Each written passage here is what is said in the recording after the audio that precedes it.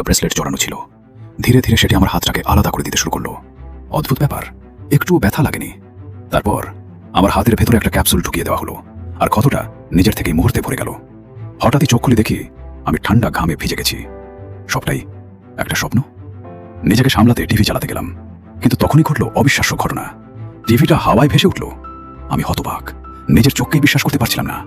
সুইচটা চাপতে হাত বাড়ালাম, কিন্তু আমার আঙুল যেন কোনো অদৃশ্য কিছুকে স্পর্শ করলো। আর পরের মুহূর্তেই টিভি আবার আগের জায়গায়।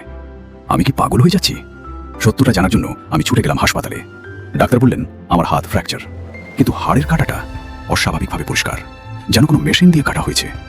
তারপর আমি অনুসরণ করতে লাগলাম সেই রহস্যময় ছায়াটাকে, আর পৌঁছে গেলাম ঠিক সেই জায়গায় যেটা আমি গতকাল স্বপ্নে দেখেছিলাম। তারপর শুরু হলো একের পর এক অদ্ভুত ঘটনা। হঠাৎ আকাশ থেকে একটা উল্কাপিণ্ড পড়ল উপত্যকায়, আর ঠিক তারপরেই একটা দ্রুত ঘূর্ণায়মান এলিয়েন স্পেসক্রাফট। আমি তখন জঙ্গলে শুটিং করছিলাম, কিন্তু বুঝে ওঠার আগেই একটা অজানা প্রাণী আমার পেছনে দাঁড়িয়ে। ধীরে ধীরে পেছনে ঘুরে তাকালাম, একটা অদ্ভুত দেখতে এলিয়েন। তবুও আমি ক্যামেরা চালু করলাম, কিন্তু সে আমাকে সম্পূর্ণ উপেক্ষা করে চলে গেল।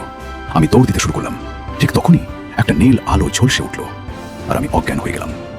চোখ খুলে দেখি আমি একটা কাঠের কেবিনে। আমার পাশে একজন বৃদ্ধ আর একটা মেয়ে, আর সামনে দাঁড়িয়ে আছে দুটি এলিয়েন। তারা মেয়েটার উপর পরীক্ষা চালাচ্ছিল। একটা ব্রেসলেট দিয়ে তার হাতকে আলাদা করে ফেলেছে।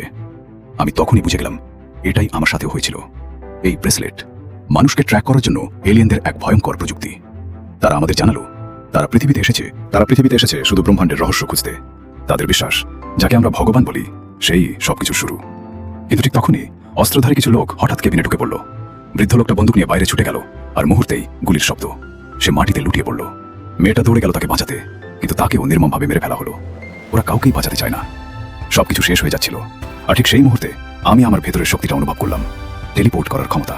এবং এবার আমি সেটা নিয়ন্ত্রণ করতে পারছি।